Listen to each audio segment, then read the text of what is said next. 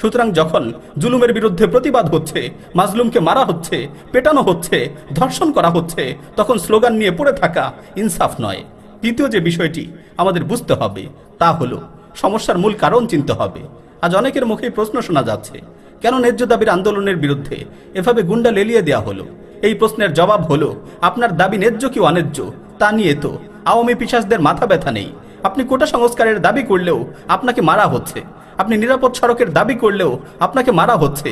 কাল যদি আপনি ভাত কাপড়ের দাবি করেন, ব্যাংক থেকে লুট হয়ে যাওয়া টাকা আর স্বর্ণের ব্যাপারে কথা বলেন, যদি দেশের চুরি হয়ে যাওয়া সম্পদ কয়লার ব্যাপারে কথা বলেন, তখনও মার খাবেন। আপনাদের গুম করা হবে, গ্রেফতার করা হবে, হত্যা করা হবে। কারণ সমস্যা আপনার দাবিতে না, সমস্যা এই তাগুত শাসক গোষ্ঠীর মধ্যে। তাই মূল শত্রুকে আপনার ভালো করে চিনতে হবে। পুলিশ আর গুন্ডা লীগ কি নিজে নিজে সিদ্ধান্ত নিয়েই ছাত্রদের উপর আক্রমণ করে? আপনি কি এই কথা বিশ্বাস করেন? না, বরং রক্ত পিপাসু পিশাচিনী হাসিনার নির্দেশেই এগুলো হয়। তার নির্দেশেই কোটা সংস্কার আন্দোলনের ছেলেদের গুম করা হয়েছে, খুন করা হয়েছে। তার নির্দেশেই শিশুদের উপর গুলি চালানো হয়েছে, ছাত্রীদের গণধর্ষণ করা হয়েছে। ছাত্র আন্দোলন থেকে শুরু করে যত আন্দোলনে যত অপরাধ করা হয়েছে সেগুলো তারই নির্দেশে হয়েছে।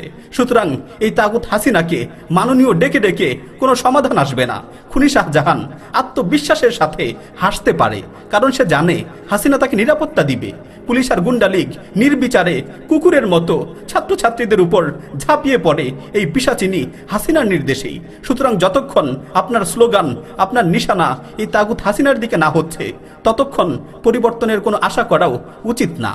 এই দানবী, এই রাক্ষসীর জুলুম, অত্যাচার ও ঔদ্ধত্য সব সীমা ছাড়িয়ে গেছে।